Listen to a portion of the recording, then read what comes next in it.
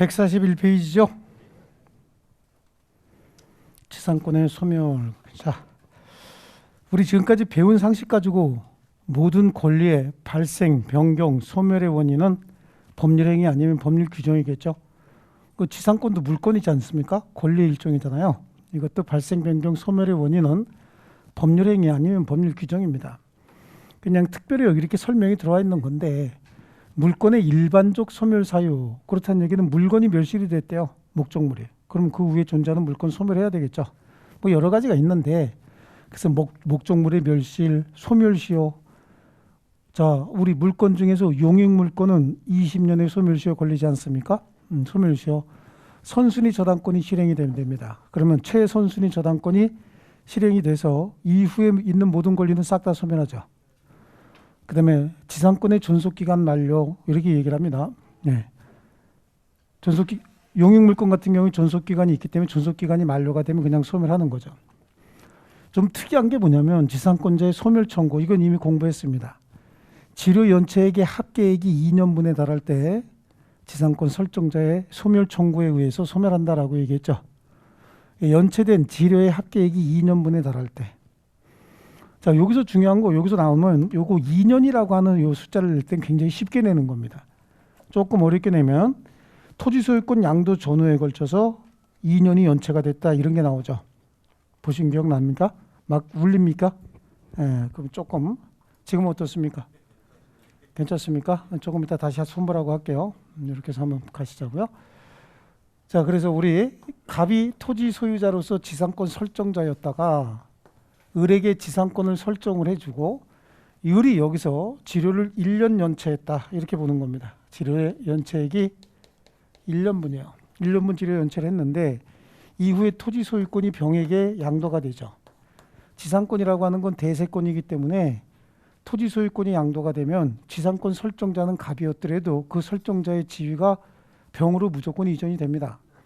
이건 모든 물건이 다 마찬가지입니다. 전세권에서 이제 나옵니다. 그거는. 근데 여기서는 전세권에서 나오는 게 아니라, 여기서 뭐가 나오냐면 여기에 1년이 또 연체됐다, 그런 게 나오는 거예요. 1년이 또 연체됐다. 그럼 합계액이 2년이죠.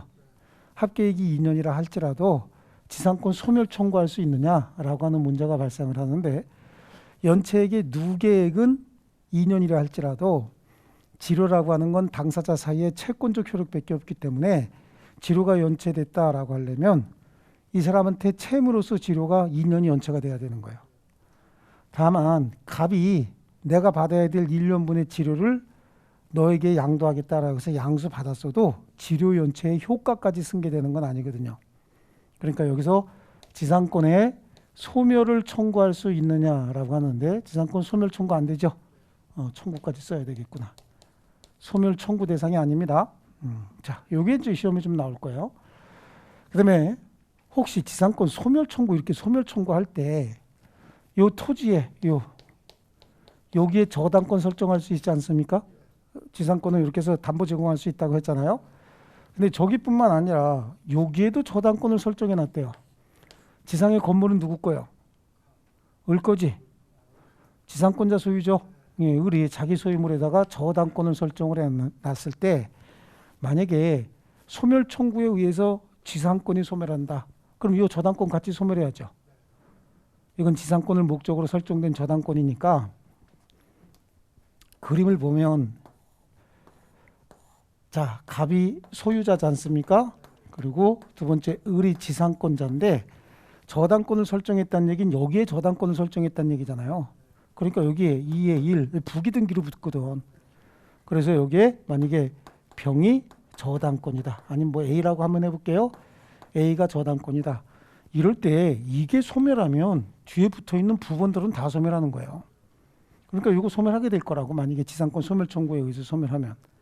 그럼 얘한테 예상치 못한 손해를 불측의 손해다, 이렇게 얘기하거든요. 예측하지 못한 손해다라고 해서. 그런 손해가 생길 수 있죠. 아니면 또 하나는요, 만약에 지상권이 소멸하잖아요. 그럼 지상 건물은 철거돼야 되는 거예요. 그 지상 건물이 철거가 되면 이 지상 건물에 있는 저당권도 같이 소멸할 거 아닙니까? 그러니까 소멸 청구에 의해서 소멸할 때 얘네들이 있으면 얘네들의 손해를 최소화시켜야 될 거 아닙니까? 그러니까 얘들한테 통지해 줘야 되는 게 합리적이죠. 통지해줘서 회수할 시간을 좀 줘야 돼요. 상당한 기간을 줘야 됩니다. 한 2주 내지 길게 주면 한 2주 내지 3주 정도, 많이 줘봐야 한 달 이상 줄 필요 없습니다. 2주 정도면 충분한데 그 기간 내에 회수해라. 그래서 통지해주고 그 기간이 지나고 나면 그때 소멸하는 거예요.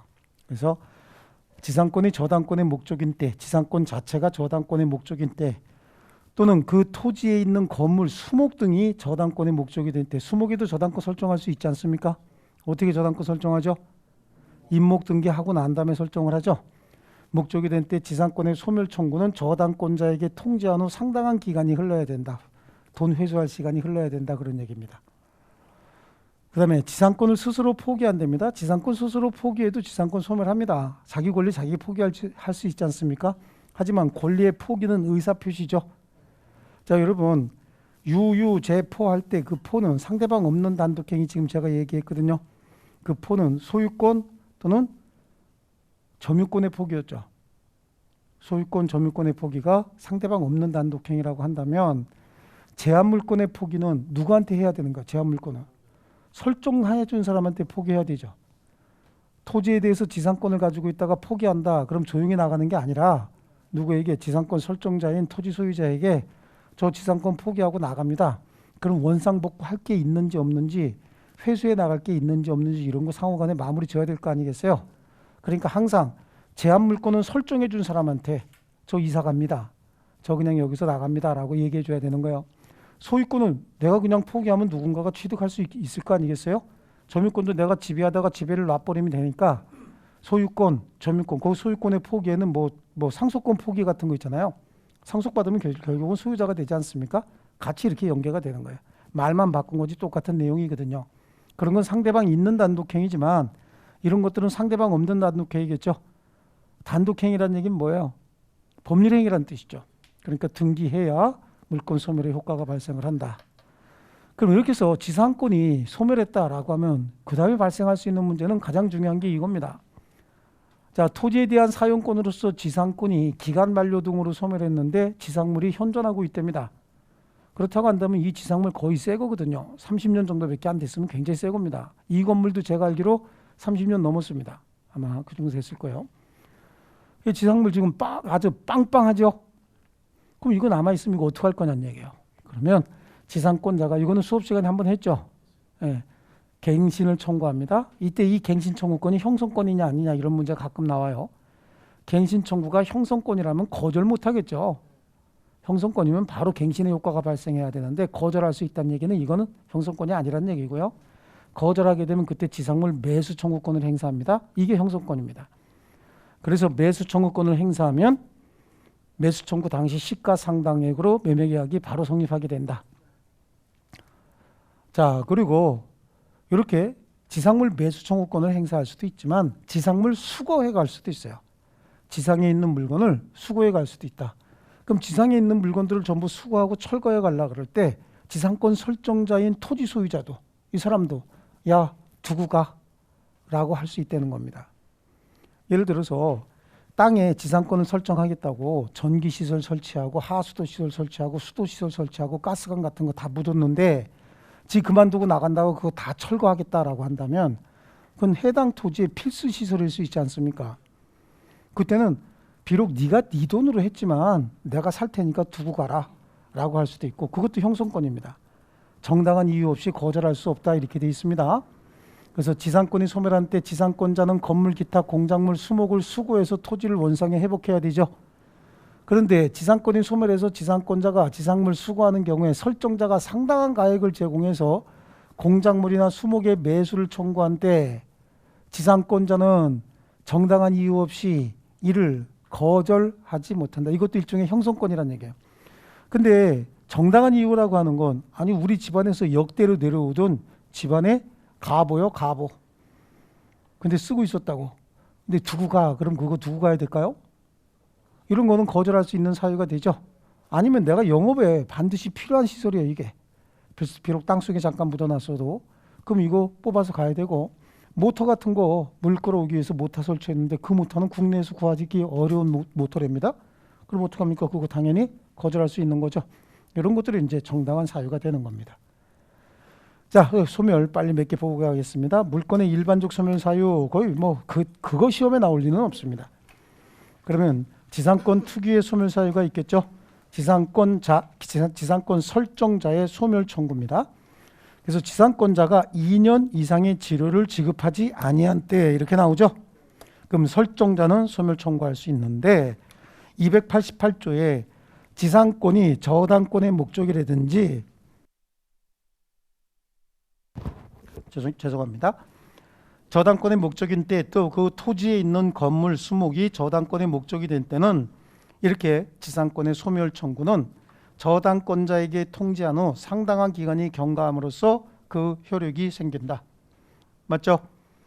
자, 그 다음에 동그라미 2번은 지상권의 포기. 그것만 그냥 내용만 여긴 타이틀만 아시면 되고 우리가 알아야 될 건 설정자의 소멸 청구 있지 않습니까? 이걸 좀 보시고 약정 소멸 사유, 미리 약속한 소멸 사유가 발생했대요. 이거는 당연히 우리 민법을 공부하면 계약자의 원칙상 무슨 일이 있으면 지상권 소멸시키기로 한다 이런 얘기가 있었대요. 약정할 수 있습니다. 예. 자, 그다음에요. 지상권 소멸의 효과 그랬습니다. 283조에 지상권이 소멸한 경우에 건물 기타 공작물이나 수목이 현존한 때 지상권자는 계약의 갱신을 청구할 수 있고 제2항의 설정자가 갱신을 원하지 아니한 때 목이 자꾸 막히네요. 죄송합니다. 예. 다시요. 갱신을 원하지 아니할 때 그런데 갱신을 거절할 때 제가 이렇게 해놨지 않습니까? 근데 이제 어떤 분들이 질문하실 때 그래요. 왜 맨날 거절만 얘기해 주냐? 갱신 청구했을 때 갱신하면 그럼 어떡하냐? 라고 물어보는데 갱신할 때 갱신하면 지상권 다시 설정하는 거 아닙니까? 그건 아무 문제가 될 게 없죠. 궁금하세요, 여러분도? 갱신 청구했더니 그래 갱신하자. 그러면 지상물 구조 종류에 따라서 30년, 15년, 5년 이상으로 갱신하면 되죠. 그렇지 않습니까? 거절했을 때가 문제가 되는 거죠. 그러면 갱신을 원하지 아니한 때에 지상권자는 상당한 가액으로 전항의 공작물이나 수목의 매수를 청구할 수 있고 추가로 봐야 될 건 동그라미 1번 계약 갱신 청구권 밑줄 치고 동그라미 니은에 있는 갱신 청구권은 형성권이에요, 아니에요? 아니라 그랬죠. 그래서 단순한 청구권이다 라고 하는 거 하고요. 143페이지로 가면 지상물 매수 청구권이 나옵니다. 지상물 매수 청구권 기억에 토지 소유자가 지상권자의 갱신 청구를 거절하는 경우에 지상권자는 상당한 가액으로 지상물의 매수를 청구할 수 있다. 니은도 줄쳐야 됩니다. 매수 청구권은 형성권입니다. 매수 청구 당시 시가 상당액으로 매매 계약의 법률 관계가 바로 성립하게 되는 거죠. 됐습니까? 그런데 이제 거의 디귿 같은 경우는 잘 나오진 않아요. 예를 들어서 처음부터 지상권 설정 계약을 체결하면서 처음에 야 나중에 기간이 만료되면 지상물 매수 청구권 행사하기 없어 라고 특약을 했대요. 그건 무효입니다. 형성권의 포기 특약은 할 수는 있어요. 하지만 그 형성권의 포기 특약이 경제적 약자에게 불리하면 그건 무효입니다. 이해하셨죠? 그래서 미리 무슨 매수 청구권 무슨 청구권 포기 특약 할 수 있다. 근데 가만히 들여다보니까 이 포기 특약이 경제적 약자에게 불리한 사항이다. 그럼 그건 무효인 거야. 그러니까 지상권 설정 계약 처음 체결할 때 지상물 매수 청구권의 포기 특약 이건 지상물 매수 청구권의 포기 특약이라고 안 나와요. 지상 건물의 철거 특약이라고 한다고. 지상 건물을 철거한다는 얘기는 매수 청구권 행사하지 않겠다 그런 얘기잖아요. 그건 무효가 돼야 됩니다.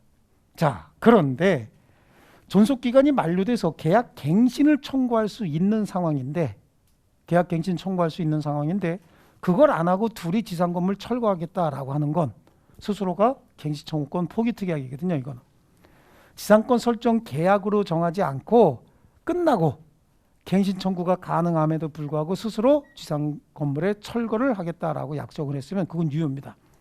그럼 매수 청구권 포기 특약이에요. 언제 했느냐에 따라 달라요. 계약할 때부터 했다 그러면 그건 무효.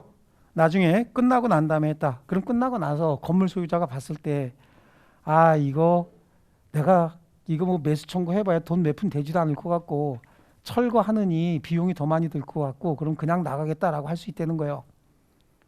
그건 자기에게 불리한 상황이 아니니까 그렇게 했겠죠. 예. 자, 그리고 그래서 디귿에 있는 내용이요. 디귿에 있는 내용 줄은 치지 마시고요. 존속기간 만료 후 지상물에 대한 매수 청구가 가능함에도 불구하고 당사자 사이에 지상건물의 철거의 합의가 있었대요. 그럼 이건 철거해야 되겠죠.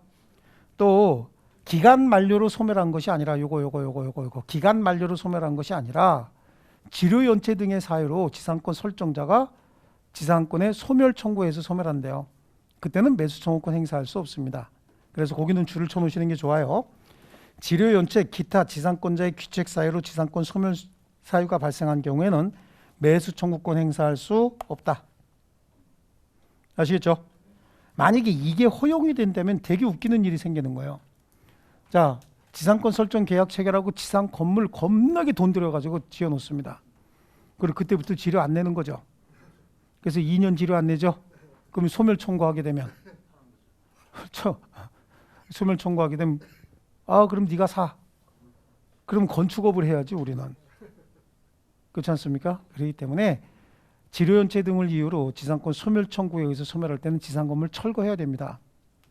스스로가 철거하기 싫으면 어떻게 해야 됩니까? 두고 그냥 나와야 되는 거예요. 이해하셨죠? 자, 그 다음에 지상권자의 수급권과 설정자의 매수 청구권입니다. 지상권이 소멸한 때 지상권자는 건물 기타 공작물이나 수목을 수거해서 원상회복, 그건 당연한 거잖아요.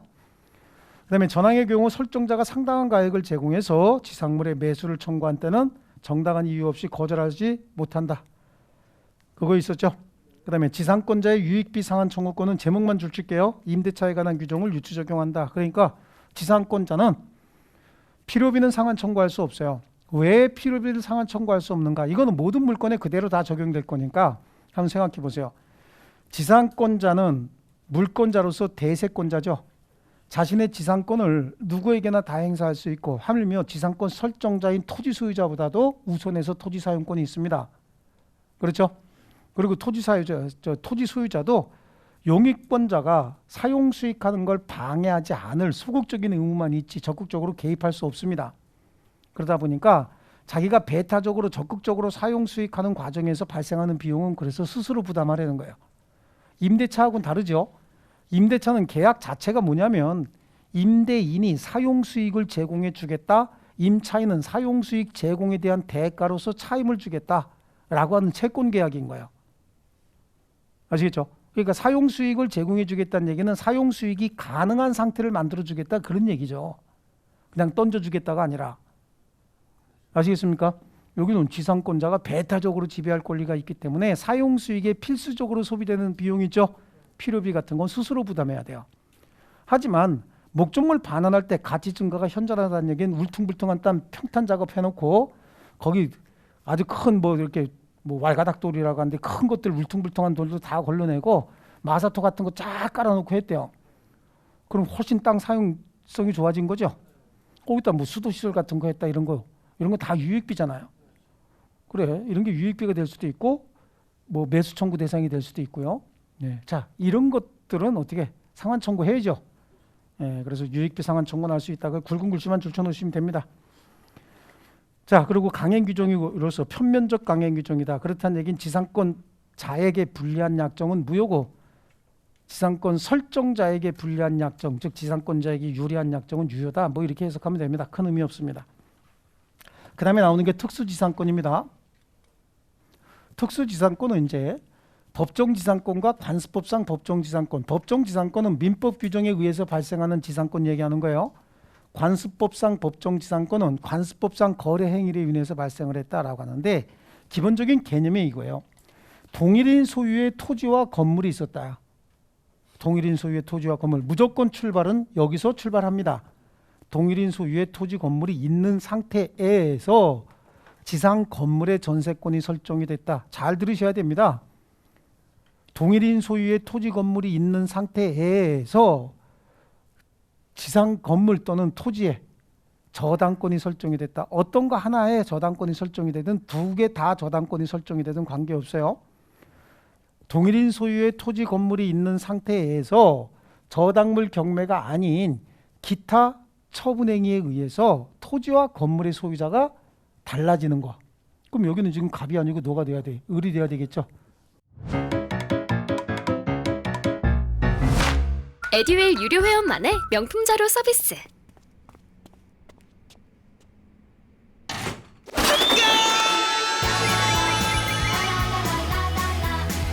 고퀄리티 명품 자료의 혜택.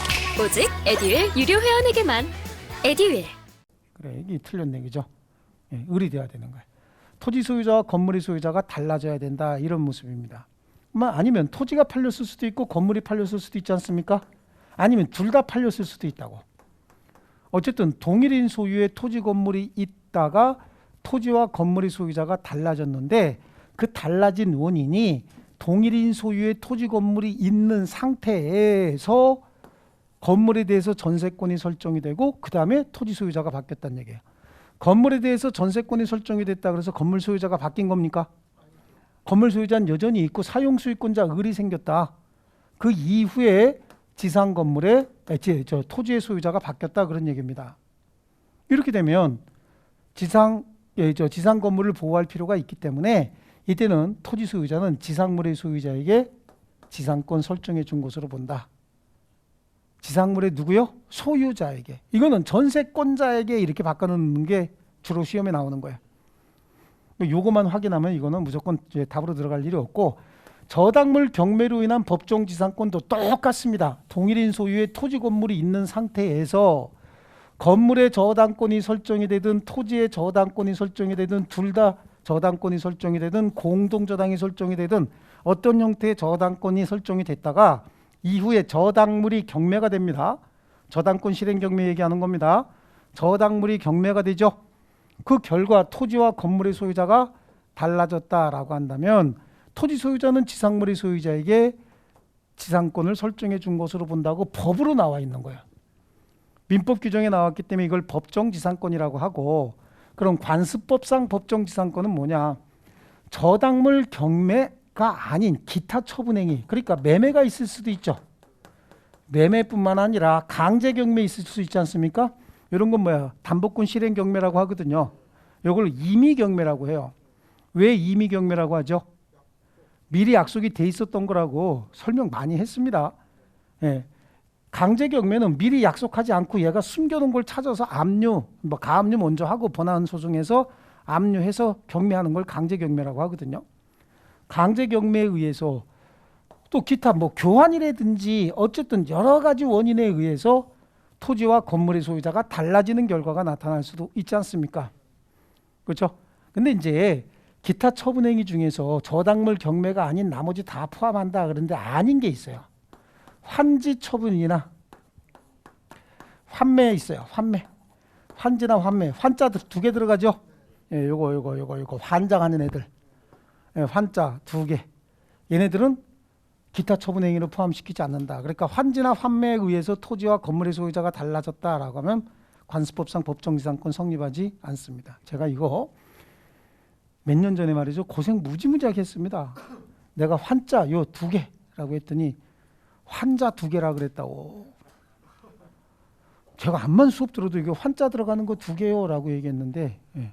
그러니까 수업에 관심 있는 게 아니라 저거 또 무슨 말 실수하나 이것만 관심 두고 있는 분들이 좀 계시긴 하죠. 굉장히 조심했어요. 조금 아까 땀 살짝 흘리면서. 환자 두 개가 아니야. 환자 들어가는 단어 두 개요. 아시겠죠? 요 두 개로 인해서 토지와 건물의 소유자가 달라졌다고 해서 관습법상 법정지상권 성립하지 않습니다. 몸이 아픈 환자를 제가 그렇게 취급할 정도로 인격이 망가진 사람 아닙니다. 절대. 예. 아시겠죠? 자, 요거. 그리고 좀 잘 나오는 편이에요. 요쪽에. 특히 이제 요거 두 개 가지고 요거는 나올 게 딱 정해져 있어요. 예. 자, 우리 책으로 가서 볼게요. 자, 전세권 설정과 법정지상권이 있죠. 요거는 뒤에 가서도 이제 똑같은 내용에 바꿔낼 거 그거밖에 없는데, 토지와 건물이 동일인 소유에 속한 경우에 건물에 대해서만 전세권이 설정된 후 토지 소유자가 변경이 됐대요. 건물에 대해서만 전세권이 먼저 설정이 된 거야. 여기 보세요. 동일인 소유의 토지 건물이 있었죠. 먼저 뭐지? 전세권. 건물에 대해서 전세권이 설정이 됐어요. 그럼 이 건물의 전세권자는 A죠. 건물의 소유자는 누구예요? 갑이지 않습니까? 그러다가 매매가 돼서 토지가 A 소유가 됐다고. 그럼 토지 소유자 지금 현재 누구예요? A. 건물 소유자는 갑이죠. 이 건물 소유자를 시험엔 뭐라고 나오냐면 전세권 설정자라고 나온다고. 맞죠? 전세권. 그래서 제가 설정자나 뭐라 그래서 항상 서울정자 이렇게 얘기했죠. 이거 가지고도 욕 되게 많이 먹었다 그랬죠.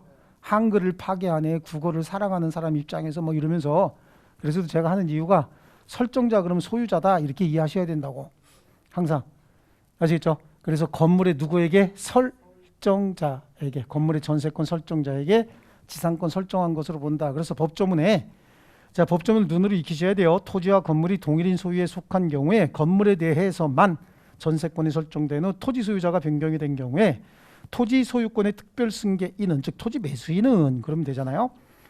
전세권자, 전세권 설정자, 참 전세권 설정자에서 지상권 설정한 것으로 본다. 그 전세권 설정자를 네모로 딱 묶어놓고 이렇게 전세권 설정자 묶어놓고 여기다가 전세권자 X 이렇게 넣습니다. 요거는 바꿔놓는 거 요거 딱 하나밖에 없어요. 바꿔놓을게. 아시겠죠? 항상 토지 사용권이 필요한 사람은 누구냐면 건물의 소유자인 거예요. 지상물의 소유자인 거예요. 아시겠죠? 지상물의 소유자가 토지 사용권을 갖게 되면 이로부터 건물의 사용권을 취득한 사람은 이 지위를 승계받으니까 토지 사용권 당연히 취득하는 거죠. 자, 그다음에 2번에 저당물 경매와 법정지상권입니다. 토지와 건물이 동일인 소유에 속한 경우에 토지 또는 건물의 저당권이 설정된 후, 토지 건물 다 마찬가지예요. 어디든지 관계없습니다. 그 저당물이 경매로 인하여 토지와 건물의 소유자가 달라진 경우에 토지 소유자는 건물 소유자에게 지상권 설정한 것으로 본다. 아시겠죠? 그래요. 이것도 동일인 소유의 토지 건물이 있어야 되는 거예요. 동일인 소유의 토지와 건물이 존재하고 있는 상태에서 출발해요. 그래서 저당권 설정을 했고 그 저당물이 경매가 됐다. 그래서 토지가 을에게 팔렸다. 지금 토지 갖고 얘기했습니다. 이 경우에 토지의 승계인은 지상물의 소유자에게 법정지상권을 설정한 것으로 보겠다. 이해되셨죠? 네, 좋습니다. 거기에 저당물 경매로 인한 법정지상권이 특별법에 의한 법정지상권 중에서 동그라미 2번에 보면 임목에 관한 법률에 보면 임목의 저당권이 설정이 됐대. 건물의 저당권이 설정이 된 거나 임목에 관한 법률에 보면 임목에도 저당권 설정할 수 있지 않습니까? 똑같은 거예요. 건물이 뭘로 바뀐 것 뿐이죠. 임목으로 바뀐 것 뿐이고 임목에도 저당권 설정할 수 있기 때문에 똑같이 적용이 됩니다. 그 다음에 위에 보면 우리 가등기 담보 등에 관한 법률 이렇게 얘기했죠. 제가 가등기 담보권은 뭐하고 똑같다 그랬어요? 저당권하고 똑같다. 가등기 담보권. 가등기 담보권은 등, 실 같다. 등기 내용과 실행 방법만 다르고 나머지 효과는 저당권하고 똑같다라고 얘기했죠. 우리 시험에 가등기 담보권, 양도 담보권 나오면 뭘로 바꾸라고? 저당권으로 바꿔야 돼. 무조건. 담보권이라고 하는 건 저당권이 기초예요. 양도 담보권, 가등기 담보권 뒤에 가면 우리 앞에서 집합물에 대한 양도 담보권 이거 제외하고 나머지는 집합물에 대한 양도 담보 설정할 수 있느냐 없느냐 이걸 제외하고 나머지는 양도 담보, 가등기 담보 나오면 무조건 저당권이다. 아시겠죠? 그렇게 생각하고 푸셔야 답이 풀린다고. 양도 담보, 가등기 담보 배우지도 않고 우리 시험 범위도 아닌 것 같고 머리 막 잡아 뽑고 그래봐야 소용없어요. 머리만 다 뽑혀요. 아시겠죠? 가등기 담보 등에 관한 부분요. 아, 저당권하고 똑같다. 이해되시죠? 자, 그래요. 그리고 양쪽 가로 3번에 법정지상권에 관한 규정은 강행 규정이다라고 하는데 여기 보면 이건 물권법에 있는 거잖아 지금. 물권법 규정이기 때문에 이거는 강행 규정이에요. 당사자 합의로 달리 정할 수 없다는 겁니다. 아시겠죠? 근데 이 기타 처분행위는 이거는 관습법상 법정지상권이니까 관습법상 거래로 인해서 이루어진 거 아닙니까? 그러니까 이건 강행 규정이다 그런 얘기 할 수가 없겠죠. 네. 그래서 거기 관습법상 법정지상권입니다. 여기 동일인 소유의 토지와 건물이 있다가 저당물 경매 이외 매매 기타 사유로 토지와 건물의 소유자가 달라진 경우에 건물을 철거한다는 특약이 없는 한 건물 소유자가 관습에 의해서 당연히 취득하는 지상권을 얘기를 하는데 조금 이따 줄 치세요. 자, 동그라미 2번 줄 치면 됩니다. 관습법상 법정지상권은 건물을 철거한다는 특약이 없는 한 인정되는 것이므로 관습법상 법정지상권은 당사자 사이로 당사자 사이의 특약으로 포기할 수 있다. 이 포기 방법이 두 가지거든요. 어떻게 하는 거냐면 토지와 지상 건물을 가지고 있던 자가 토지만 팔면서 건물은 내가 갖고 있겠다 그런 얘기야. 토지만 팔면서 내가 3개월 후에 외국으로 이민 갈 건데 건물 이거 다 낡았고 그러니까 토지가 네 소유로 하고 3개월 후에 내가 외국으로 이민 갈 때 그때 철거하고 가겠다. 그러면 내가 토지 사용하겠다는 거야 안 하겠다는 거야? 안 하겠다 그런 얘기죠. 지상 건물에 철거 특약하게 되면 법정 지상권 인정해 줄 필요가 없는 거고 또 하나는 토지와 건물 중 토지만 팔면서 토지에 대해서 건물은 내가 갖겠다는 거잖아. 토지는 네 거 해라 그런 얘기죠. 그러면서 토지에 대해서 임대차 계약을 체결했다는 거예요. 그러면 토지를 임대했으면 결국은 토지 임대를 통해서도 지상물은 가질 수 있는 거거든요. 그러니까 포기 특약은 지상 건물 철거 특약 아니면 토지에 대한 임대차예요. 요게 두 가지가 나와요. 시험에. 그러면 관습법상 법정지상권을 포기하기로 하는 배제 특약으로 봅니다. 아시겠죠? 그래서 당사자 사이에 특약으로 포기할 수 있다라고 할 때 그 특약 몇 개라고요? 두 개다라고 하는 겁니다. 특약 두 개. 뭐뭐 지상건물 철거 특약, 토지에 대한 임대차. 지상건물 철거 특약, 토지에 대한 임대차 뒤에 나오겠죠? 예, 또 나올 겁니다. 자, 그 다음에 다음 페이지 보면 양쪽 가로 3번 토지와 건물이 처분 당시 무슨 당시? 처분 당시요. 그러니까 매매할 때는 매매 계약 당시 아시겠죠? 만약에 가압류에 의해서 압류할 때는 뭐죠? 가압류 당시 강제 경매할 때는 아시겠습니까? 그래서 처분 당시 동일인 소유에 속할 것 그렇습니다. 그래서 토지와 기억도 줄칠게요. 토지와 건물은 원칙적으로 동일인 소유로 등기되어 있어야 하지만 미등기 건물, 무허가 건물의 경우에도 미등기 건물, 무허가 건물도 등기 안 돼 있어도 신축자가 소유자 아닙니까? 그렇죠?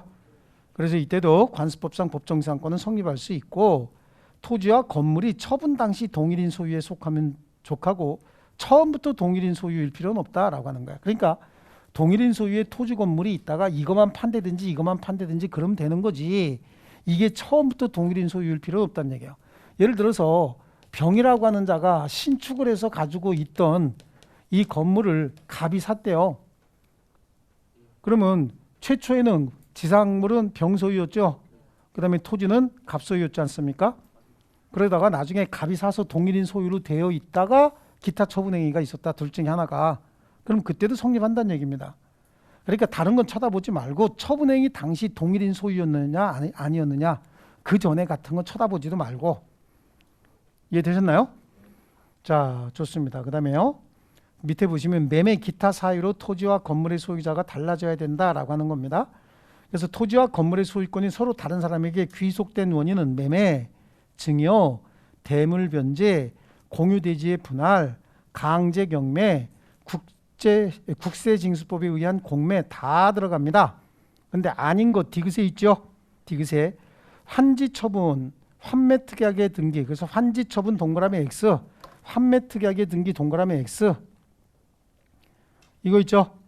환지 처분 또는 환매 특약으로 인한 매매 이런 것들은 관습법상 법정지상권이 성립하지 않는다. 뭐 공유 대지의 지분 전매 이건 나오지 않습니다. 환자 들어가 두 개. 환자 들어가는 거 두 개요. 자, 그다음에 관습법상 법정지상권에 배제 특약이 없을 거 이거 줄치시고요. 동그라미 A로 갑니다. 당사자 사이에 건물 철거 합의가 있었답니다. 그러면 지상 건물 철거하겠다는 얘기는 토지 사용하지 않겠다 그런 얘기잖아요. 예? 그럼 토지 사용권 필요 없는 거죠.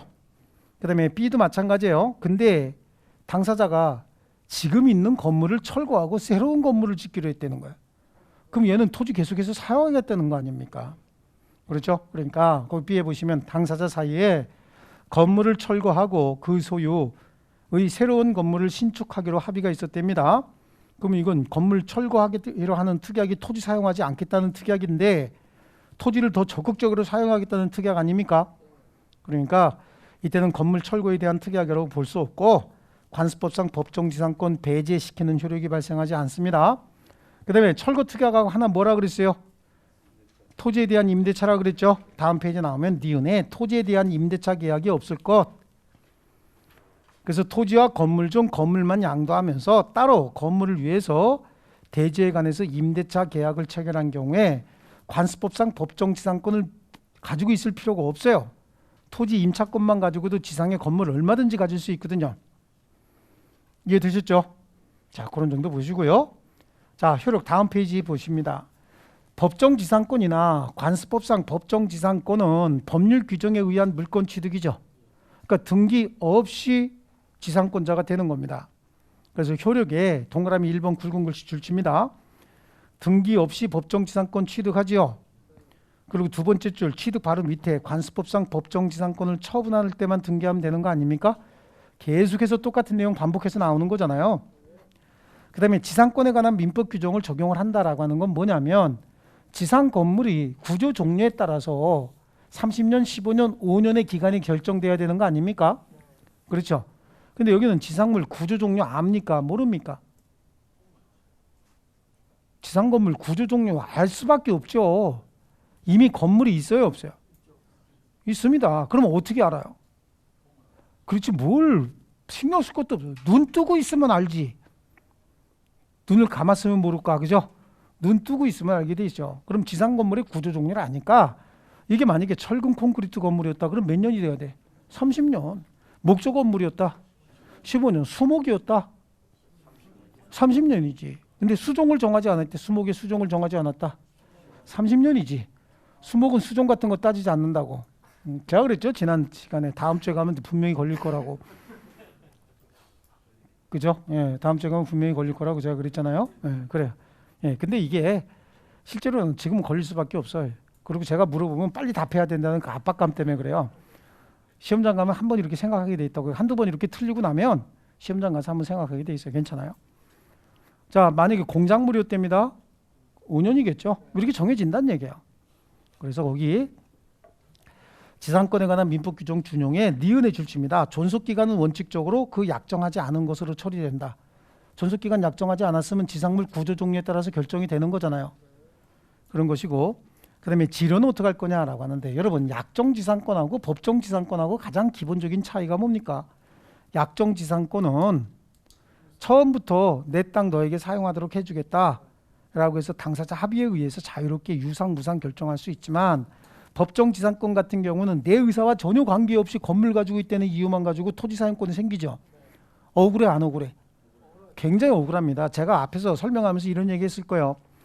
내 땅의 법정지상권이나 관습법상 법정지상권이 성립했다. 그럼 나는 땅을 가진 게 아니고 뭐라 그랬어요? 똥을 갖게 되는 거잖아요. 엄청나게 큰 손해가 생겨. 이거 나중에 30년 지났다고 야 네가 계약 갱신해 줄래? 살래? 이것도 들어온다니까. 30년 후에 계약갱신 청구하고 거절하면 그럼 네가 살아, 이렇게 된다고요.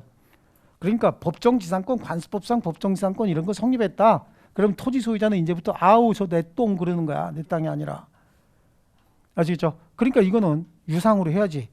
그래야 이익 형평이 맞죠? 유상으로 합니다. 그래서 디귿의 지료는 당사자 사이 합의에 의해서 결정이 되고, 합의가 성립되지 않으면 당사자 청구에 의해서 법원이 결정을 한다. 그런데 이것도 합의가 성립되지 않으면 돈 받을 놈이 빨리 법원에 청구해야 될 거 아니에요. 빨리 조정해 달라고 청구해야 되겠죠. 근데 또 괜히 좋아 시까짓게 뭘 어쩌고 저쩌고 그러면서 좋아 너 2년만 연체해봐.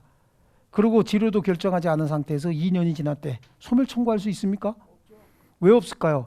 지료가 결정이 돼야 연체고 뭐고 발생하는 거지. 지료가 결정되지 않은 상태에서. 그러니까 이게 자기 권리, 민법의 접근 개념 그거 자체, 그 기본적인 개념 자체가 자기 권리가 있으면 권리를 적극적으로 행사해야 보호가 되는 거지, 자기 권리가 있는데 행사하지 않는다고 보호하지 않기 때문인 겁니다. 아시겠죠?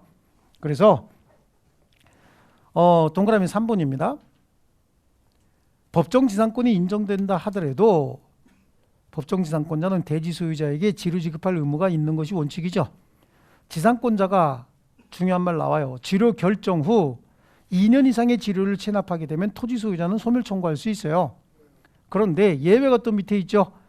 그러나 지료에 관한 협의나 법원의 결정이 없어서 지료에 관한 내용 자체가 없대요. 저는 정보가 곧 합격이라고 생각해요. 기출문제 특강이나 모의고사 자료집을 주시는 것도 좋았고, 그중에서 제일 좋았던 건 교수님의 쪽집게 정보였어요. 약간 합격을 위한 종합 패키지 선물을 받는 그런 느낌? 에듀윌 유료 회원 꼭 추천합니다. 그럼 지료 안 준다고 지료 체납이 있을 수 있나요? 지료 체납이 있을 수가 없겠죠. 그래서 토지 소유자는 2년 이상의 지료 연체를 이유로 소멸 청구할 수 없다. 그다음에 5번에 관습법상 법정 지상권이 성립을 했대. 자, 이것도 우리 앞에서 공부했던 거 한번 보세요. 지상권 설정하고 지상물을 건축을 해서 사용하다가 또는 기존에 있는 지상물을 사서 사용하다가 아니면 벌목을 위해서 지상권 설정을 했고 그 지상 건물이 철거된다든지 아니면 벌채가 다 끝났대요. 그래도 토지에 대한 존속 기간이 남아 있으면 다시 심으면 된다 그랬죠. 다시 지으면 된다 그랬잖아요. 지금 지상권은 토지에 대한 사용권 아닙니까? 그대로 옮겨오는 거예요. 관습법상 법정 지상권이 성립하고 난 다음에 지상 건물 개축했다는 거예요. 그랬어도 토지 사용권이 남아 있지 않습니까? 그러니까 지상권은 소멸하지 않습니다. 다만 기존에는 목조 건물이었대요. 그러면 관습법상 법정지상권이나 법정지상권 존속기간 몇 년짜리였죠? 15년짜리였죠. 근데 이번엔 철거하고 철근 콘크리트 건물 지었다라고 해서 30년이 되는 건 아니고 원래 있던 그 존속기간이 그대로 존속이 되는 겁니다. 그대로 적용이 되는 거예요. 그래서 거기에 동그라미 5번에 관습법상 법정지상권이 성립한 이후 건물의 개축, 증축하는 경우는 물론 건물 멸실, 철거되는 신축하는 경우에도 법정지상권이 성립하지만 존속기간 등은 그 범위는 구건물을 기준으로 필요한 범위 내로 한정이 된다. 아시겠죠? 좋습니다. 그 다음에 넘어가면 이제 거기 5번에 있는 내용은 이번 과정에서 하기는 좀 어렵습니다. 1월 달에 하긴 할 건데 기본적인 개념이 뭐냐면 법정지상권 물권이죠. 자유롭게 처분할 수 있어요, 없어요? 있죠. 네. 법정지상권 자유롭게 처분할 수 있죠. 그 다음에 법정지상권이 성립했다는 얘기는 토지 사용권도 있고 지상건물 소유권도 있다는 얘기잖아요. 개념만 그냥 보고 넘어가세요. 그럼 이 지상권 자유롭게 양도할 수 있죠. 이 지상건물은 양도할 수 있죠. 이게 뭐하고 똑같은 거냐면 우리가 땅도 가지고 있고 건물도 가지고 있다는 거야. 그럼 건물 소유권만 양도할 수도 있고 땅만 양도할 수도 있잖아요. 그거하고 똑같이 얘는 건물을 지상권 가지고 있는 거잖아. 그럼 건물 내 거니까 팔 수 있어요. 지상권 물권이니까 자유롭게 양도할 수 있다고. 아시겠죠? 그다음에 또 하나 문제는 관습법상 법정지상권이든 법정지상권이든 등기 없이 취득한다 그랬죠. 에? 등기 없이 취득하니까 등기 없이도 대항할 수 있다 그런 얘기잖아요. 이거 등기하기 전에 토지 소유자가 바뀌었다는 거야. 그럼 새로운 소유자에게 대항할 때는 등기해야 됩니까? 등기 없이 대항할 수 있습니까? 등기 없이 대항할 수 있는 거예요. 머릿속에 자꾸만 잊어버리면 안 된다고. 뭐 할 때만 등기하라 그랬어. 처분할 때만 등기하라 그랬죠. 이해하셨습니까? 여기 나오는 내용이 그거야. 건물 팔 수 있나 없나. 그 다음에 법정지상권 팔 수 있나 없나. 건물 팔 때 소유권 이전 등기해 줘야 되죠. 관습법상 법정지상권 팔 때 어떻게 해야 돼? 등기하고 이전 등기해 줘야 얘가 취득할 거 아닙니까? 그렇지 않습니까? 등기하지 않은 상태에서 토지 소유자 바뀌었대요. 새로운 소유자에게 대항하기 위해서는 등기가 필요합니까?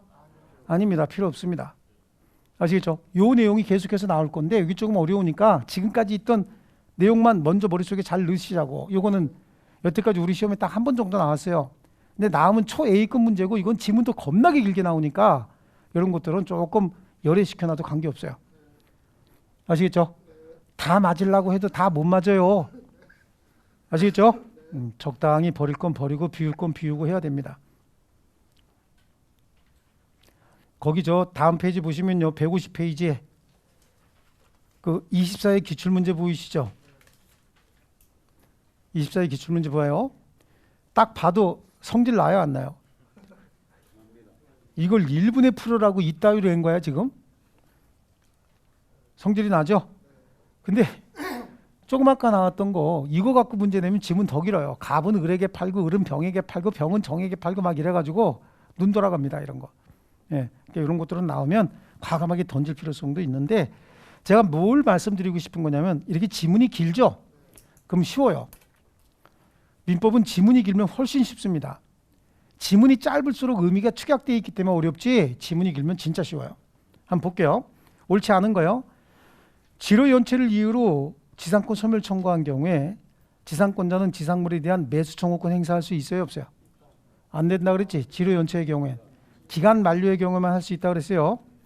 나대지의 저당권 설정하면서 담보가치 유지를 위해서 무상의 지상권 설정하고 채무자로 하여금 대지를 사용하도록 했대요. 제3자가 대지를 무단으로 점유, 사용한 것만 가지고는 특별한 사정이 없는 한 지상권자는 그 제3자에게 지상권 침해로 인한 손해배상을 청구할 수 없는 이유가, 자 여러분 여기 보세요. 지상권은 토지 사용권이죠. 근데 우리 앞에서 얘기했을 때 저당권을 설정하면서 저당권의 담보가치 유지를 위해서 지상권을 설정을 했대요. 그렇죠? 그럼 저당권의 담보가치 유지를 위한 거기 때문에 그 다음에 토지 소유자가 땅을 사용하겠다 그러면 허락해 줄 수 있다고. 그럼 토지 사용권은 이제 누구에게 생긴 거야? 소유자에게 생긴 거죠. 이게 뭐하고 똑같은 거냐면 내가 토지 소유권을 가지고 있어요. 그런데 지상권자에게 땅 사용을 허락해 줬어요. 아니면 임차인에게 땅 사용을 허락해 줬어요. 근데 제3자가 그 다음에 토지를 무단으로 불법 점유하고 있다는 거야. 그러면 토지 소유자는 이미 임차인이나 토지 사용권자가 별도로 있죠. 예? 그러면 계약에 물권적 청구권 행사할 수 있지만 손해배상은 청구할 수 없죠. 왜 없는 거야? 사용 수익하지 못한 손해가 없죠. 그렇지 않습니까? 사용 수익하지 못한 손해가 없다고. 이건 우리 물권적 청구권에서 공부했어요. 아시겠죠? 줄치고 왔을 거예요. 보시면. 그러니까 지금 지상권에서 문제가 나오지만 전반에 걸쳐서 다 나온다고. 문제는 항상. 그래서 나대지에 저당권 설정하면서 담보가치 유지 위해서 무상의 지상권을 설정을 하고 대지 그 채무자로 하여금 대지를 사용하게 했대요. 그러면 지금 지상권자가 대지 사용권이 없네. 그렇죠? 제3자가 대지를 무단으로 점유 사용했답니다. 그럼 지상권자는 대지 사용권이 없으니 손해가 있어요, 없어요? 손해가 있을 수가 없죠. 지상권자는 지상권만 유보한 채 지상물 소유권만 양도할 수 있고 지상물의 소유권을 유보한 채 지상권만 양도할 수도 있다죠. 담보가등기가 맞춰진 나대지에 담보가등기 그럼 뭐라 그래야 돼? 저당권이라 그랬죠. 나대지에 그 소유자가 건물을 신축한 후 가등기에 기한 본등기가 격려돼서 대지와 건물의 소유자가 달라진 경우에 관습법상 법정지상권 성립합니까? 안 한다 그랬지. 안 한다 그랬잖아요. 헷갈릴까? 그러니까 지금 또 이제 저 기준이 조금 흔들려서 그래요. 항상 어디서 출발한다 그랬어? 동일인 소유의 토지 건물이 있어야 된다 그랬잖아요. 그렇죠? 근데 거기 보니까 나대지에 가등기 담보권 설정했다. 그러니까 지금 머리가 아픈 거예요. 그럼 나대지에 뭘 설정했다는 얘기야? 저당권 설정했다지. 거기 잘 보세요. 자, 관습법상 법정지상권 여기 보세요. 여기 관습법상 법정지상권이든 법정지상권이든 출발은 항상 어디서 해야 돼? 동일인 소유의 토지 건물 여기서 출발하는 거라니까 무조건. 아시겠죠? 그런데 나대지에 저당권이 설정이 됐대. 그럼 나대지 상태에서 출발했잖아요. 동일인 소유의 토지 건물이 있다가 건물이나 토지나 아니면 둘 다 저당권이 성립하고 그 다음에 저당물 경매가 돼야 되는데 여기는 나대지 있는 상태에서 저당권이 먼저 설정이 됐대잖아요. 그리고 지상 건물이 지어졌대죠. 그럼 얘가 가지고 있었을 거 아니냐고. 만약에 이때도 법정지상권이 성립한다 그러면 땅의 저당권 이거 왜 잡냐고. 그렇지 않습니까? 이건 철거돼야 되는 거예요. 여러분 나대지가 비싸요? 건부지가 비싸요? 나대지가 훨씬 비싸죠. 이거 없는 땅이 훨씬 비싼 거야. 땅값만 얘기하는 게 지금 또 건물가까지 생각하니까 이게 더 비쌀 것 같은데 그러면 안 돼요. 땅값만 놓고 얘기할 때 빈 땅은 앞으로 어떤 목적으로든지 다 쓸 수 있지만 건물이 있는 땅은 이 목적 이외에 다른 목적으로 못 쓰잖아요. 그렇죠? 그렇기 때문에 나대지가 훨씬 더 비싼 거예요. 이해하셨어요? 그러니까 어쨌든 무조건 출발이 동일인 소유에 뭐가 있어야 돼? 다른 거 다 이런 거 자꾸만 세부적인 거 이렇게 붙들어가지고 여러분들이 거기서 자꾸 틀린다고. 기본에 충실해야 되는 거예요. 무조건 출발 어떻게 해야 돼? 동일인 소유의 토지 건물이 있다가 이런 처분행위가 있었고 그 다음에 을이 됐든 병이 됐든 둘 다 바뀌었든 하나만 바뀌었든 관계없다는 얘기예요. 그래서 뭐가 됐어야 된다? 이런 모습이 나타나야 된다는 얘기예요. 이 세 가지 모습을 찾아내야 되는데 거기 지금 보니까 담보 가등기가 맞춰진 나대지에 그럼 빈 땅에 저당권 성립했다는 얘기잖아요. 담보 가등기는 저당권하고 똑같은 거죠. 나대지에 소유자가 건물을 신축한 경우에 가등기에 기한 본등기가 격려가 됐다. 가등기에 기한 본등기 격려됐다는 얘기는 저당권 실행했다 그거하고 똑같다니까. 나머지 다 똑같다고.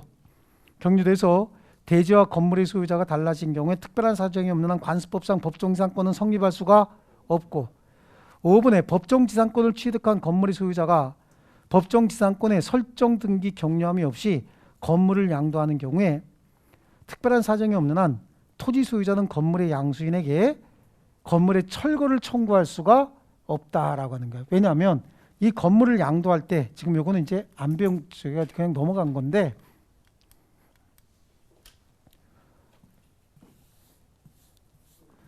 지금 얘가 법정지상권 취득했고 지상 건물을 병에게 양도했다는 거예요.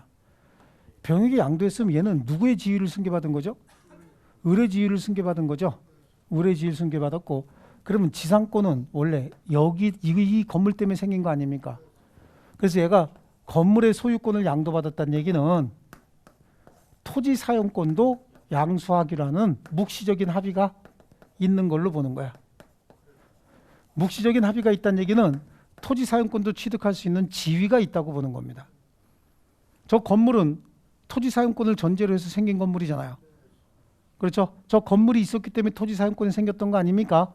그렇기 때문에 토지에 대한 사용권도 양도하기라는 묵시적 합의가 있는 것으로 보기 때문에 그래서 우리 판례가 얘기하는 겁니다. 얘는 여기다가 지상 건물 철거 요구할 수 있어요, 없어요? 없다는 얘기야. 철거해달라고 할 수 없다. 아시겠죠? 어쨌든 뭐 요거는 지문이 이렇게 하나 이렇게 섞여 나오는데 답은 이미 4번에서 골라낼 수 있었어야 됩니다. 1, 2, 3, 4는 다 배운 내용이고 가장 기본적인 내용이 법정지상권이나 관습법상 법정지상권에서 문제가 나오면 1, 2, 3번 있죠. 조금 아까 얘기했듯이 어디서 출발해? 동일인 소유의 토지 건물이 있는 상태에서 출발한다. 이게 가장 중요한 개념인 거예요. 아시겠죠? 자, 그 다음에 구분지상권. 여기는 그냥 법조문만 읽어봐도 됩니다. 지하 또는 지상의 공간은 상하 범위를 정해서 건물 기타 공작물을 소유하기 위한 지상권의 목적으로 할 수 있다라고 하는데 이거 여기 보세요. 구분지상권에 여기 보여요. 구분지상권. 요것들은 다 지상권을 설정을 해서 만들 수 있거든요. 요것들은. 근데 이거는 이거. 요거는 땅에 붙어 있어, 떠 있어요. 떠 있죠. 아, 요거 고압선. 이거 뭐야 이거? 하철이.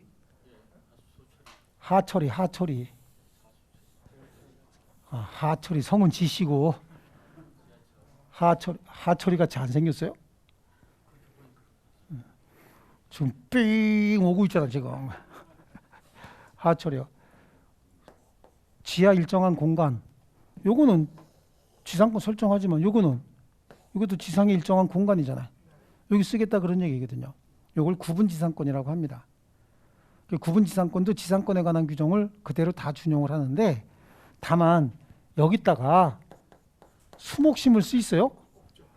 수목 심으면 금방 죽죠. 여기다가 수목 심을 수 있어요? 안 되죠? 예, 그래. 그러니까 여기는 구분지상권이 만들어진 게 1970년대 초에 만들어졌어요. 새로 만들어진 법조문인데 시험이 여태까지 5번도 안 나왔고 구분지상권이 뭐 나와서도 답으로 들어간 건 딱 하나밖에 없어요. 뭐냐면 수목 소유를 위한 구분지상권 설정할 수 있느냐 없느냐라고 하는 거야. 이 구분지상권도 지상권에 관한 우리 민법 규정 다 적용합니다. 우리 지상권 토지 일부에다가 지상권 설정할 수 있어요 없어요? 있죠. 그럼 구분지상권 일부에 설정할 수 있습니까? 있죠. 우리 지상권 설정 계약 체결하고 등기하면 되는 거죠. 그럼 지상권 설정 계약 체결하고 등기할 때 요만큼만 쓰겠다. 그럼 그 범위 정해줘야 될 거 아니겠어요. 얘도 지상권 설정 계약 체결할 때 똑같이 지상 부분에 몇 메타 하겠다라고 하는 거 범위 정해주면 되는 거예요. 그 다음에 혹시 말이죠. 여기다가 고압선을 설치하겠다. 아니면 지하에다가 하처리를 좀 만들겠다. 라고 했다는 거야. 그럼 여기에 지금 건물이 가지고 있는 사람이 있다든지 여기 수목 가지고 있는 사람들 이거 신경 쓰입니까 안 쓰입니까? 신경 쓰이죠. 이거 선하지라고 얘기하거든. 고압선 지나가는 밑에 있는 땅을 선하지라고 얘기하는데 여기에 건물이나 여기 수목 같은 경우는 가격이 싸요.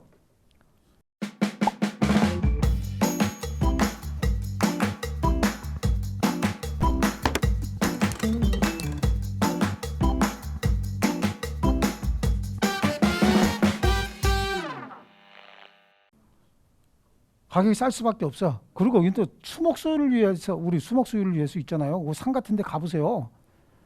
철탑 쭉 올라가고 고압선 막 지나가죠. 그죠? 그거 많이 지나가거든. 이런 것들은 싸. 여기는 땅도 싸고 건물도 싸고 다 싸요. 왜냐하면 여기서 뭐가 내려온대? 전자파 같은 게 엄청나게 내려온다 그러잖아요. 그래서 여기서 일 많이 하면 병 걸린다 그러더라고. 암 같은 거 많이 걸린다 그러더라고. 그래서 싸요. 그러니까 혹시 여기다가 구분지상권 설정한다. 얘네들 손해 생길까 안 생길까? 많이 생기죠. 만약에 여기에 저당권자는 손해 생길까 안 생길까? 저당권자도 손해 생기는 거지. 이거 담보가치 떨어지면 제일 먼저 손해 나는 애 얘도 손해 크게 생기는 거예요. 소유자뿐만 아니라. 그래서 이해관계인이 있으면 전원에 동의받아서 설정할 수 있다. 이건 합리적으로 생각하면 당연히 하는 건데 우리가 알아야 될 건 수목 소유를 위한 구분지상권은 설정할 수 없다. 이거 아시면 돼요. 그래서 책으로 가면 289조의 2에 보면 지하 또는 지상의 공간은 줄칩니다. 상하 범위를 정하여 그거 줄쳐놓으시고 건물 기타 공작물을 소유하기 위해서 건물 기타 공작물에 빠진 게 뭐가 있어요? 수목 빠졌죠? 그것도 줄쳐놓고 위에다가 수목 X 이렇게 써놓으면 되는 거예요. 여태까지 답으로는 수목밖에 안 나왔다 그랬죠? 모의고사에 뭐라고 나왔든 실제 시험에서 중요한 건 수목 소유를 위한 구분지상권 설정할 수 있나 없나 그게 중요한 겁니다. 이 경우 설정 행위로 지상권 행사를 위해서 토지 사용을 제한할 수밖에 없죠. 이거 보세요. 여기다가 먼저 구분지상권 설정했다는 거야. 높이 20m. 그럼 그 이후부터는 높이 20m에서 밑으로 5m까지는 전자파가 크게 나올 수 있으니까 토지를 사용해도 지상으로부터 15m까지만 사용하지 그 이상은 사용하지 마라. 이런 걸 정해줘야 될 거 아니겠습니까? 네. 설정 행위로 지상권 행사를 위해서 토지 사용을 제한할 수 있고 전항의 규정에 의한 구분지상권은 제3자가 토지 사용 수익할 권리 또는 그 권리를 목적으로 하는 권리 즉 저당권 같은 거 있으면 너 어떻게 해야 돼? 전원에 승낙받아야 되는 거 당연한 거죠. 자 됐습니다. 그런 정도 보시면 되겠고요. 수목 X 그게 답이에요. 여태까지요. 그 다음에 분묘기지권이 있죠. 분묘가 뭡니까? 분묘 묘지 얘기하는 거죠. 분묘. 예. 이 분묘기지권 시효 취득할 수 있나요? 예, 소지지 분질 또 잊어버렸죠. 시효 취득할 수 있다 그랬잖아요. 우리 시효 취득에서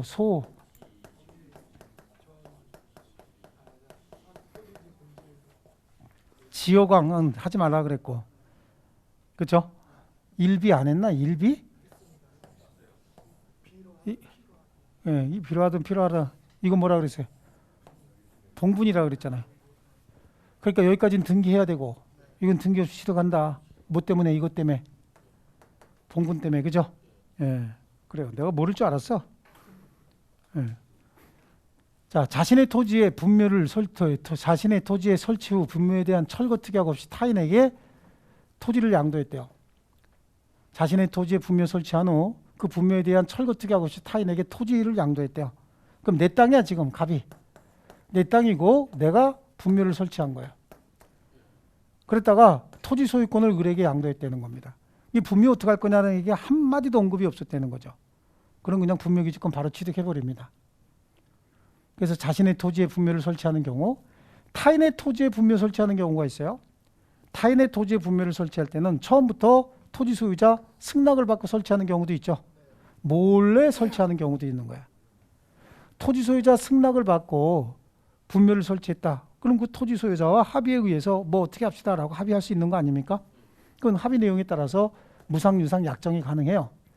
근데 몰래 설치했대. 그럼 몰래 설치했으면 어떻게 되는 거야? 우리 어머니, 아버지 산소 쓰고 봉분이 있어야 분묘죠. 근데 나 혼자 조용히 여기는 우리 어머니 아버지 땅. 그러니까 이렇게 해서 소나무를 대각선으로 이렇게 싹 V자로 꼽아놓고 왔대. 그건 나는 분묘인지 알지만 지나가던 사람이 분묘인지 알아 몰라? 모르죠. 그래서 분묘기지권은 시효 취득할 수는 있어요. 시효 취득할 수 있는데 어쨌든 평온하고 뭐하게? 공연하게. 공연해야 된다는 얘기가 뭐가 있어야 된다는 얘기야? 봉분이 있어야지. 공개적으로 당연하게. 그런 뜻이거든요. 그 봉분이 없으면 누가 봤을 때 여기 분묘가 있다는 거 아무도 모를 거 아니냐고. 그래서 20년간 점유했답니다. 등기합니까? 안 합니까? 등기가 필요 없다 그랬죠? 여기 자주점유 들어가 있어요? 안 들어가 있어요? 자주 있어요, 없어요 지금? 없죠? 아, 요거 봐봐, 요거. 그러니까 이게 지금 예, 소, 지, 분, 질 할 때 이렇게 한 이유가 이건 자주점이지만 이거 자주점이 필요 없다 그랬잖아요. 여기 자주점이 안 들어가죠? 여기 자주점이 들어가면 틀린 지문 돼 버린다니까. 그러니까 이게 뒤에 가갖고 제가 여기서 안 물어보고 뒤에 가면 지역권이나 이런 데서 계속 물어본다고 제가 말씀드렸잖아요. 지역권 가갖고 또 틀려. 분묘기지권에서도 틀리고 지상권은 잘 안 틀려요. 지역권 가갖고 틀린다고. 기대하고 있어요. 지역권 가서 틀릴 거니까. 아시겠죠? 또 틀립니다. 정신 안 차리고 있기 때문에 그런 거야. 공부를 건성으로 하기 때문에 그런다니까. 아시겠죠? 자, 그래서 20년간 점유했어요. 시효 취득 가능합니다. 근데 이때는 토지 소유자가 청구하면 지료 지급 의무가 있어요. 아시겠습니까? 분묘기지권 시효 취득하려면 반드시 뭐가 있어야 됩니까? 동분이 있어야 되고 시신이 계셔야 되는 거야. 고인이 안 계시면 이거는 가묘야, 분묘가 아니라. 아시겠죠? 반드시 있어야 됩니다. 평장, 암장은 뭐야? 평편하게 하고 암장은 몰래 묻어놨다 그런 얘기죠. 이건 봉분이 있어요, 없어요? 없다는 거지. 그럼 분묘기지권 취득할 수 없고요. 이미 분묘기지권을 취득했다. 그럼 이렇게 돼서 고인이 계신다 그런 얘기죠, 이게? 고인이 이렇게 계신데 그럼 분묘기지권을 시효 취득했다라고 해서 여기다가 다른 분을 합장을 통해서 새로운 분묘를 만들 거 이거 안 돼. 그럼 그건 새로운 분묘가 되는 거죠. 그 다음에 쌍분 형태로 또 다시 그런 분묘 만들 수 있나? 이것도 안 된다는 거야.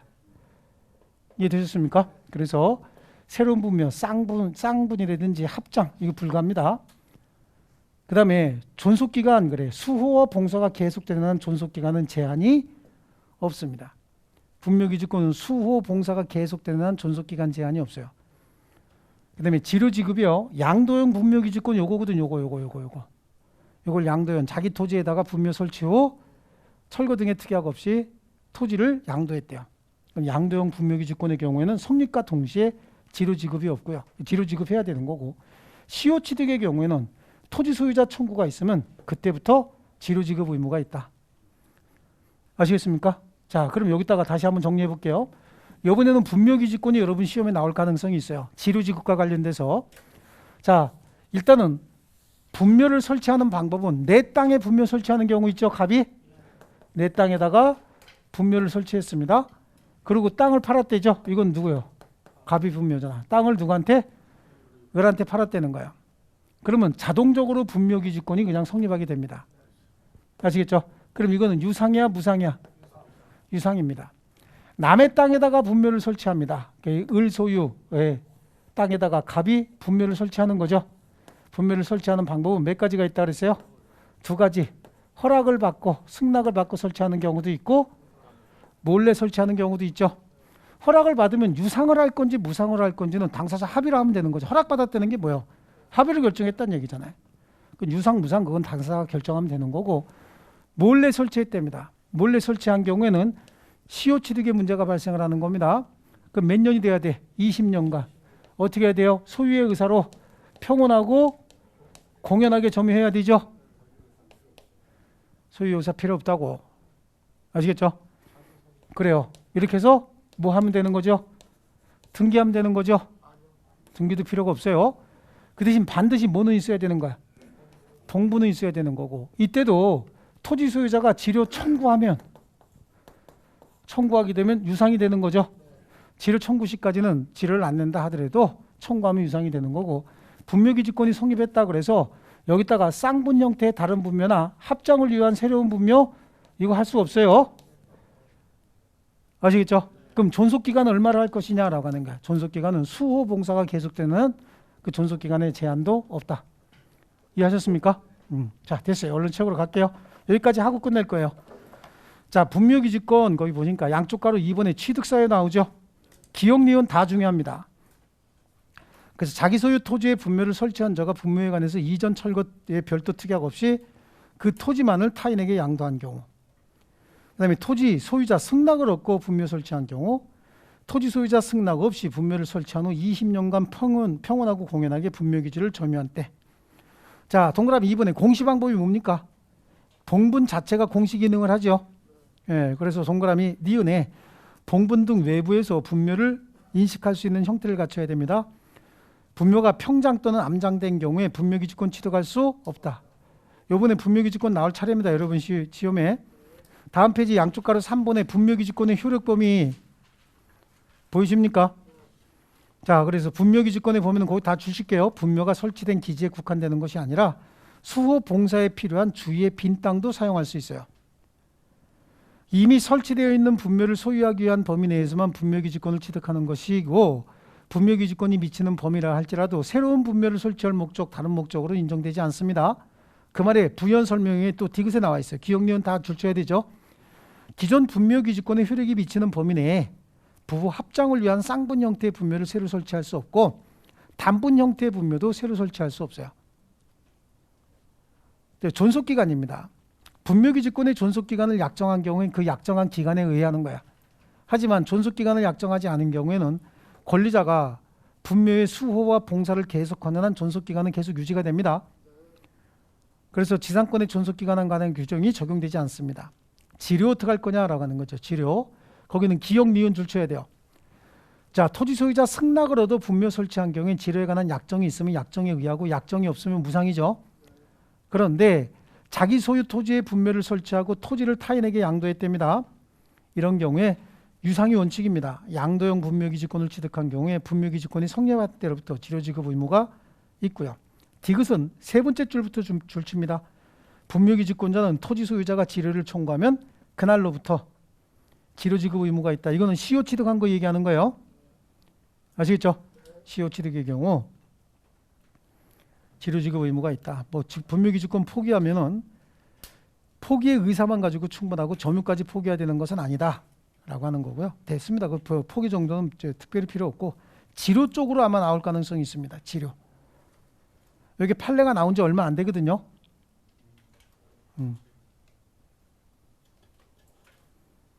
자, 좋습니다. 그 다음에 지역권은 좀 쉬었다 할게요. 주택관리사 합격! 에듀윌